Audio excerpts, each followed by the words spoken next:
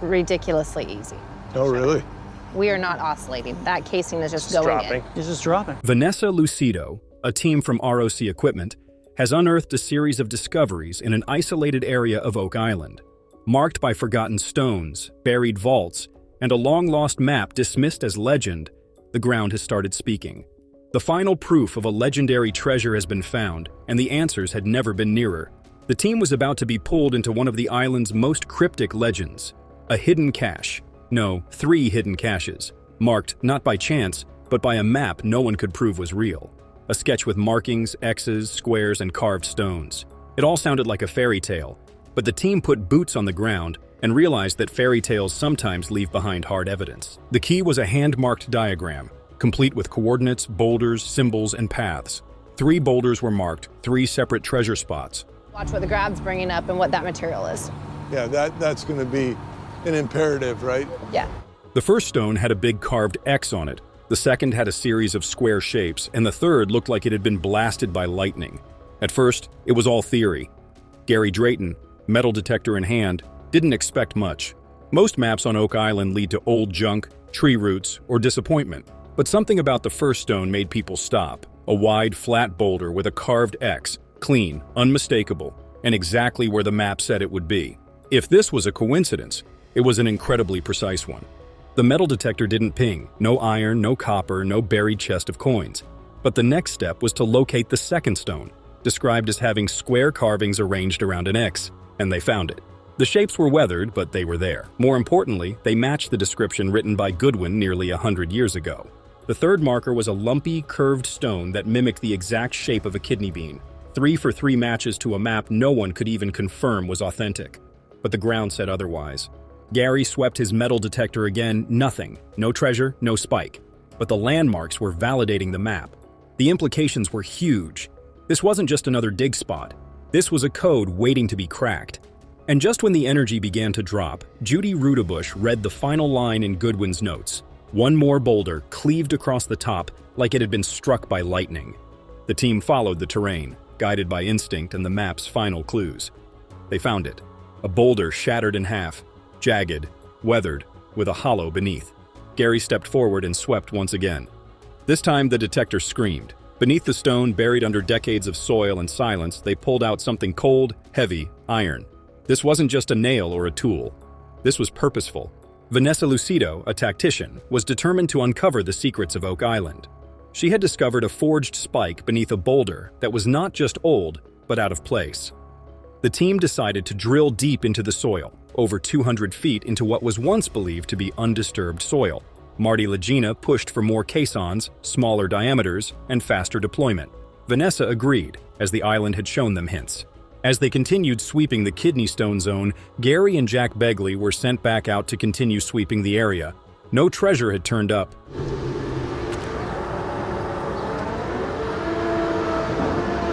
But Gary couldn't shake the feeling that the placement of the stones wasn't random. He started tracing invisible lines between them, imagining how the stones might connect. A survey stake was found jammed deep into the soil between the second and third stones, with its shape being old and its depth unnatural. Its location perfectly aligned with the map's layout. This changed everything, raising new questions about who placed these stakes and what they were trying to hide. The team's focus shifted to the North Swamp, where strange layers of planks and platforms were being unearthed. Historian Doug Crowell flagged something no one had noticed earlier. The elevation of the layered swamp steps was identical to the cobbled stone path found seasons ago. Dr. Ian Spooner was called in, and his reaction was quiet disbelief. The wood looked old, very old, and the degradation pattern suggested that it had been laid with purpose and then left forgotten, but not by time. Back on Lot 1, Vanessa's team broke ground with the ROC drill, pushing through clay and sand with relentless precision. The first caisson was sunk to over 100 feet, and at 200 feet, the drill hit resistance. A layer of stone followed, and then wood. Core samples were extracted, and the first core was blackened, charred, and burned timber deep underground. Rick studied the fragment, and it seemed to indicate that something had been burned to hide or seal it away. Vanessa called for a second core with hand-cut timbers, and the mood shifted to structure. Vanessa's team retrieved something heavy lodged within the third core. It wasn't stone or wood, but metal, oxidized and green-hued. The lab couldn't immediately identify it, but early analysis showed trace elements of gold. This was the first physical clue that something valuable might actually be down there. Vanessa Lucido's team was drilling into the caisson shaft of Oak Island, a site known for its mysterious history. They discovered a metal fragment containing trace gold embedded inside a burned timber more than 200 feet below the surface. The next core sample revealed a textile fragment, which was once woven by human hands and had been sealed and preserved. The preservation raised red flags, as it suggested that someone took great care to keep it hidden. The tension shifted to Lot 21, a piece of land with an unusual history.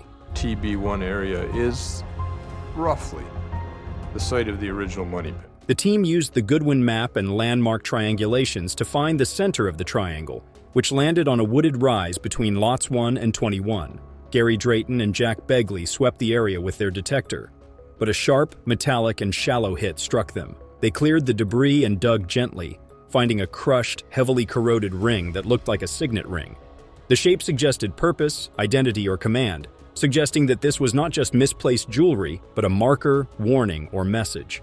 Vanessa called for ground-penetrating radar to sweep the area beneath the triangle's center. Digs at 160. Yeah. It could be the treasure vaults.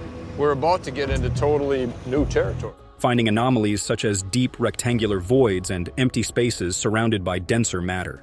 Vanessa ordered ROC to reposition one of the caissons, and at 90 feet, soft clay, charred plank, and a sudden drop led to a drill hitting air.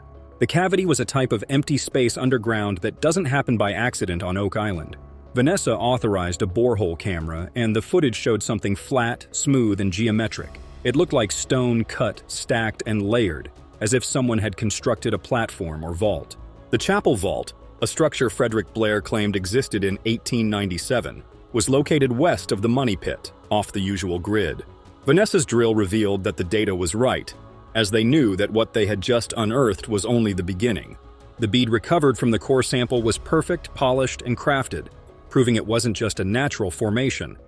Its location over 170 feet below ground in a sealed cavity was the loudest signal the island had given in years. Lagena knew the importance of restraint, but admitted that they had crossed into something different. Vanessa Lucido stood in front of the borehole footage, and more structure became visible, such as walls that appeared to curve inward, reinforced lines of stone, and pressure-fitted timbers. No signs of collapse or nature's decay. Vanessa made a call to expand the operation, moving from borehole testing to full-scale drilling. 3 caissons were deployed, each test a different corner of the strange zone. The first caisson struck compacted sand at 100 feet, then clay at 140, then timber again, and finally stone. The third caisson hit the earth opened up, and at 178 feet, a full cavity was found. The chamber was real, with a rectangular metallic object in the center. The walls were braced, timbered, cut clean, and reinforced. The creators of this space knew exactly what they were doing. A marking on the wall was faint, but when the camera light hit it just right, it revealed an X carved identical to the one on the stone found weeks earlier. The pieces were coming together. Vanessa turned to Rick, Marty, Doug, and Gary, who suggested excavating the chamber instead of drilling. Excavation was risky, would take time, need permits, specialists, and structural reinforcements, but the alternative was leaving it sealed. Vanessa wondered if she had cracked open the hidden chapter of Oak Island that others spent centuries trying to erase. What lies deeper in that chamber, and why was it buried with such precision and danger?